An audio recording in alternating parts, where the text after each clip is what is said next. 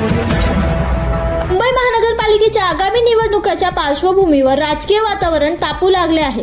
राज्यातील सर्व स्थानिक स्वराज्य संस्थांच्या निवडणुकांचे उमेदवारी अर्ज दाखल झाल्यानंतर आता प्रचाराला वेग आला आहे।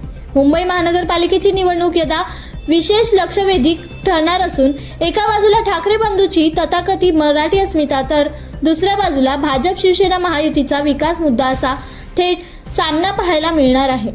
राजकीय विश्लेषकांच्या मते यावेळी मुंबईकर भावनिक मुद्द्यांपेक्षा शहराच्या विकासाला अधिक प्राधान्य देताना दिसत आहे। त्यामुळे केवळ मराठी अस्मितेच्या नावावर मत मिळवणं सोपं राहणार नाही असं बोललं जात आहे। दरम्यान ठाकरे बंधूंनी गेल्या काही वर्षात मराठी माणसाच्या प्रश्नावर कितपत ठोस भूमिका घेतली यावरही प्रश्नचिन्ह उपस्थित केले जात आहे। तर दुसरीकडे काँग्रेसच्या भूमिकेबाबतही मतदारांमध्ये नाराजी असल्याचं चित्र आहे।